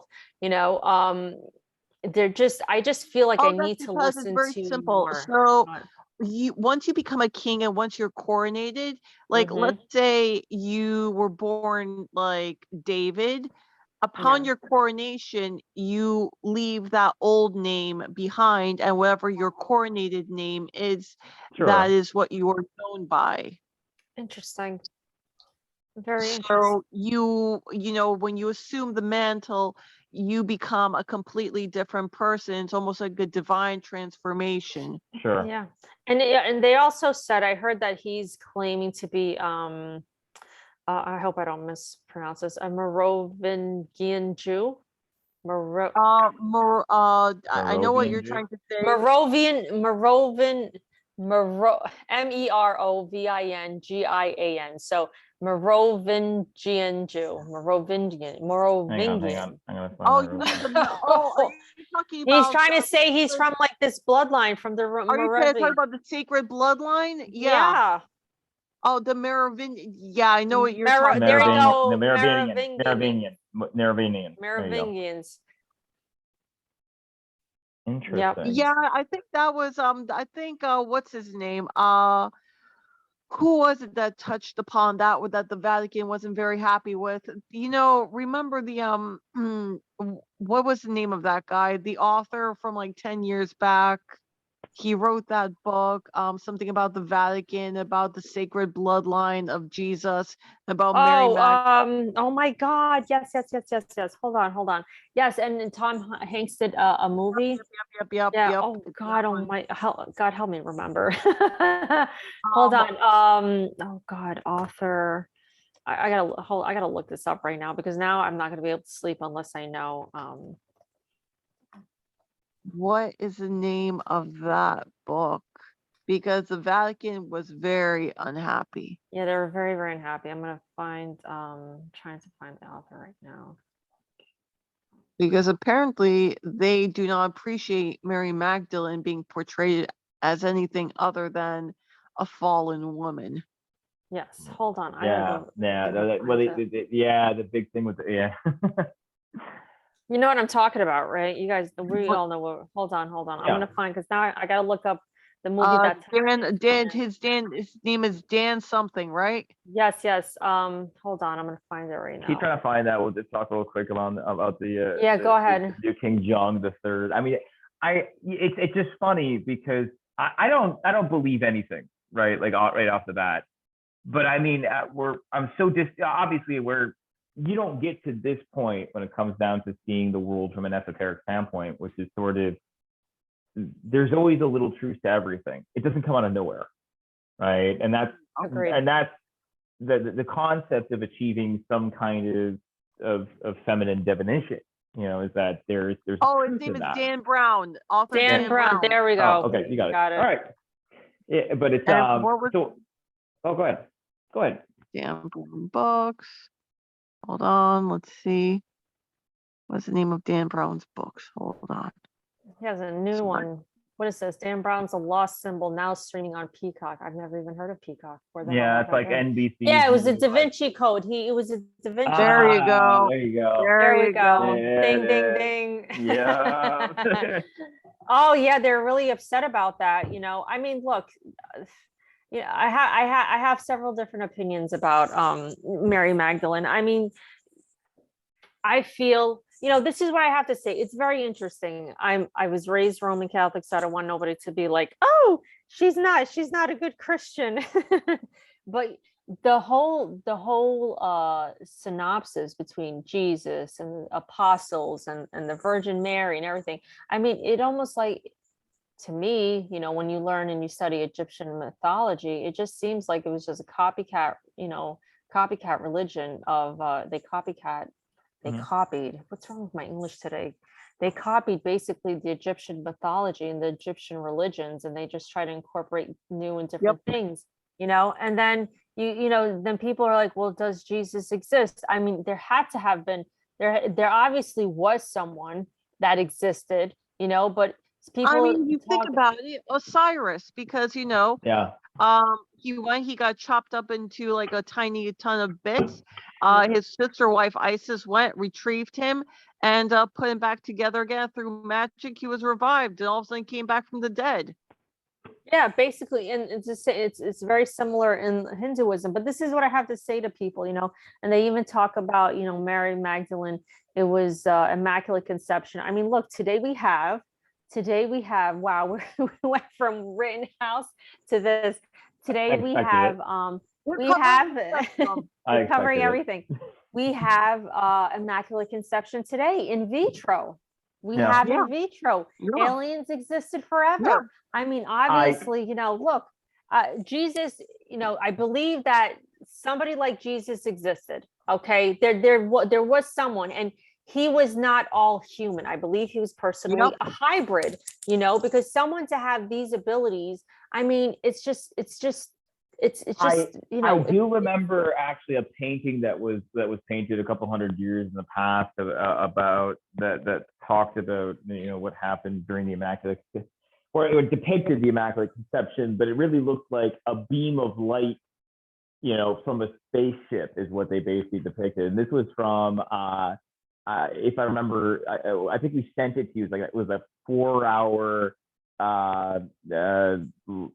thing about the first 5 chapters of Genesis, with that former priest who basically went hardcore into the concept that aliens, manipulated our DNA. Oh, are you talking about that Italian? No, it was a priest. No, you know what? There was this Italian. There was this, I don't know if he was a priest, but there was this Italian translator who was translating the Bible, I believe, directly from Aramaic. And he said, and this is what got him thrown out of the Vatican. I got to find him. I have his link somewhere on Facebook, but he was translating, and he absolutely said, the translation has nothing to do with what they're selling in the religion today. It has to do with extraterrestrials. It's all connected to extraterrestrials. And I tell people too, just read Genesis. I remember the first time I read Genesis, and I said, this sounds like it has to do with extraterrestrials. It doesn't sound like it's actually about divine creator. It sounds like it has to. And I remember saying it like to myself, and I reread it, and I reread it, and I reread it, and I was like, holy shit. With regards to translation that we're talking about with this particular priest, it was the word Elohim. And Elohim being plural and basically translating as powerful one. Christians kind of hand wave that, as, it's talking about the Trinity, Father, Son, Holy Spirit. But as we know, Jews don't believe in the Trinity. No, they don't. So it's the question. Why is the powerful ones? And when they compose, what do they mean? What did they mean? They compared these to the cuneiform tablets from Babylon that they started excavating from Sumer, where they were talking about the same stories. But as we know, with the Babylonian gods, the Babylonian eschatology, I guess, or mythology, we'll just say eschatology is the end time. But the Babylonian mythology, there was multiple gods, and they were from the sky. They weren't from heaven; they were from the sky, and they came down and they transformed things, and mind you, Babylon. Those stories in regards to Babylon referred to things that happened before then. Okay. Yep. So Babylon, as far as we knew, started like what, 5,000 BC or thereabouts, like 3 to 5,000 BC. And so those stories were talking about things that happened in ages bygone from then. And then this is the truth with regards to the Vedics as well, when they were talking about things that happened in what we know as Lemuria, they knew as what was hold on, Lemuria. What is the Vedics about? Is that, what was it called again? Atlantis? No, it wasn't Atlantis. Atlantis was a different one, but the Vedic. Lemuria? Oh God, I know what you're talking about, and I'm having I know. I just want now. I have to find this one because it's Kumari Kundam. Kumari Kundam. Yes, that's why I didn't remember it. Right, because it's not exactly easy to remember. It's not easy. No. But the Kumari Kundam. Can I be honest with you? I still don't even use all the Vedic terms. I use the English translation. Right, and so Kumari Kundam or Lemuria, and the Vedics, again, this is same era, like, we're talking thousands of years ago, and they were talking about things that happened thousands, if not tens of thousands of years before that, right? So it's just, when we talk about like this, and this is in line with the idea of the extraterrestrial concept.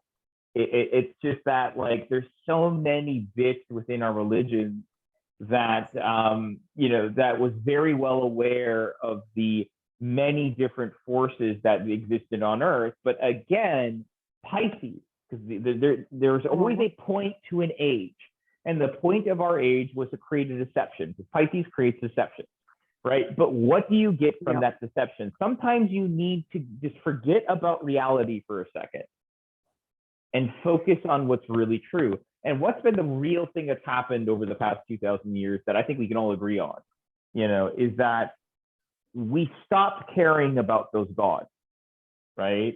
But we're not talking about Saturn or Jupiter or to my estimation, those aren't even gods. They're forces of nature or rather like cogs in a system for Earth, right? That's how I view them. Like I like the term forces of nature because they have a strong influence on everything that's going on in our lives at all times. Right, but they're not gods. They're not gods. No, but they're not gods. They're not gods. But the gods that we used to see were the extraterrestrials, and we used to pay tribute. And they remember, what does the Bible keep talking about? Is stop paying tribute to the false gods.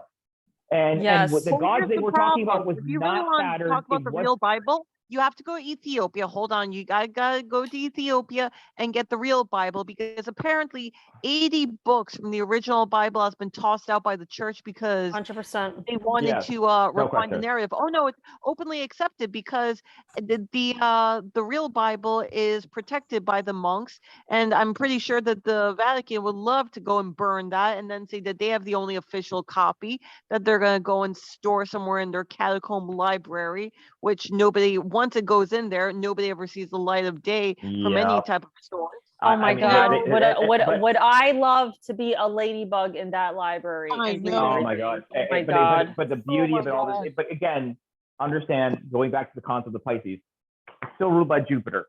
There's still truth there, and I'm of the belief. I am the belief that the truth didn't die, but we as a collective needed to forget the false gods. And I think it was a great thing that we forgot them, because what did it do? It's got us back in connection with the divine creator. In Christianity, that was the intention. That was the intention. Yeah, because go ahead. Yeah. Go ahead. Yes, because 12, Pisces being the 12th sign of the zodiac is also the sign of endings, right? And then what follows after that? Aries, the new birth. So yes, we're ending something in order to, in order to get us back into truth, though, and the most important, the truth that matters the most, which is we are connected to the divine creator. We have a very special purpose with the divine creator. Did aliens come back 300,000 years ago and manipulate our DNA and manipulated our development? Yeah, probably. Yeah, More absolutely. Probably, you know, To me, like, it's common sense. To me, it's a common sense You know? too. But that's not the point, because we do get lost in that detail, because even those Yeah. people who came in and manipulated us are still bound by the creator, right? Exactly. And so Exactly. and God the creator, God the Father, I do call it God the Father, traditionalist, born Christian, and I still believe heavily in Christ, mind you. The Christ spirit is, I strongly Absolutely, for I do any 100%, the Christ spirit is very real. You know, and God, thank God that Jesus Christ came, because I do believe Jesus Christ came too. This is the way I'm looking at it. You guys need to go and watch Stephen Greer, because he goes and talks about this and how to initiate contact. And apparently the way that you initiate contact with these aliens is through love. So I am thoroughly listen, let's just agree to disagree. I'm thoroughly convinced that, you know, what we call Jesus is still out there. He may, you know, be able to like live for 40,000 years. And, you know, he is, you can call him in and he could maybe go and enact changes in your environment Jesus by, gone, you know, love and the meditation of love. Yes, but The frequency. Sure, yes, we are but kept in a perpetual state of fear by our government and by their operatives. You know, the media, okay. social media. Real quick point, because we're still talking about esoteric stuff. You just said fear, in perpetual state of fear by our government. Everyone knows the government is found in what sign? Capricorn. And what planet rules that Saturn. sign? Restrictions. And what is Saturn really great with? Boundaries. What is Saturn really great with? Yeah, but he's also really great with this concept called restrictions. Fear. Yes. Fear. So Yes. in other words, everybody's afraid of Saturn. That's why when every, Sati happens, everybody right, starts shaking on the knees. but the point of Saturn though is again, Saturn brings fear to get you to overcome fear, right? Like that's again, Saturn's a teacher, but he's the harsh teacher. He's the, you know, he's the guy. You know what Saturn is? Saturn is like the dean with the scales on the desk saying, come to my office. How did you do? Did you do a good job? Did you cheat? If you did this, you're going to have to get this. If you did that, you're going to suffer these consequences. It's almost like you know what Saturn is? Saturn is like that moral compass that you know, that guy that stays on your shoulder saying, hey, you know, you want to be a bad girl? You want to be a good girl? What are you going to do today? You know, and you're like, oh my God. It's funny that you say that, because I do tend to feel that Saturnian people can be either or. They can either be extremely good or extremely evil. And this is you know why? You know why? Because this is what I tell people. So whenever I do numerology and I have my clients and I see they're born on an 8 day, right? Mm-hmm. You know, ruled by Saturn, or the 26th or the 17th, you know, I say to them, oh, you guys are always under this pressure. And this is how it is. You're under pressure to either be the best that you can be, right? And you conform and you become an amazing person, or you're under so much pressure that you absolutely rebel and go in the completely different direction. And that's why you'll see, like, you know, a lot of criminals, right? They always have some kind of connection with Saturn. And beyond that too, there's a certain set of people that has a bad rap, and when you dive deep into these things, that I feel that they're Saturn connected, and I always try to tell people, it's like you guys see the bad, because Capricorn is also related to the 10th house, which means it's the most visible house, it's the highest house. And they go, oh, but they're everywhere. It's like, yeah, but all the good people are everywhere too. But they're in on it. No, they're not. No, they're not. You have to understand that that's part of what happens in that particular house. It's sort of, how do you achieve your highest wealth? You can achieve it by doing all of the right things, or being the greatest freaking thief out there. And there's a and it's like Saturn by going and vibrating on the frequency of love, because if you want to go and initiate contact, guess what? If they sense fear, they run away. But if you want to go and bring them close and actually see them and actually feel them, you have to be on a deep meditation of love. I just Yes. want to bring it back Well, right, because but everyone's again, running with this fear concept. well, but again, I mean, when we're talking about that yes, you do want to come in with love, and you do have to come with understanding, and what I was going to say for a second there is that whatever happens in the 10th house, it's, and I do tend to think that anytime feminine areas are reflective areas, right? Yeah. So what you get is a projection of what you are. And keep in mind that the 10th house is the collective public, right? So Yeah, when it's you your start status, seeing the public. when you start seeing more bad acts happening in that area, and you start to realize that certain sets of people are doing awful, evil things, and you think they're all that way, the reason why they're doing that is because we're that awful, and they're getting away with it, right? It's self-reflection. It always is a self-reflection. It's why when and when you understand the relationship between the not just the signs, the planetary rulerships, but also understanding that certain people have alignment with certain signs. Certain religions actually do have a lot of practices that are related to these planets, right? And then when you sit back and and I'm obviously not going to go super deep into it, it's just a point to throw out there. But when you're able to delineate these things, you kind of go, God, it just blows my mind that people have prejudices at all. Because when you see it for what it is, you're like, because there's a lot of people out there, like racism in its entirety as a concept is just immensely stupid. Stupid, but it's not stupid from the way that your average, I was taught in the 80s and 90s and went to school and went to college in the early 2000s type of way, It's a right? 19th century invention. Well, it is, right? And before that, I mean, granted, mind you, before that, they believed heavily in the separation of the peoples, and I'm not of that Listen, belief. it was known as a separate culture. And what do?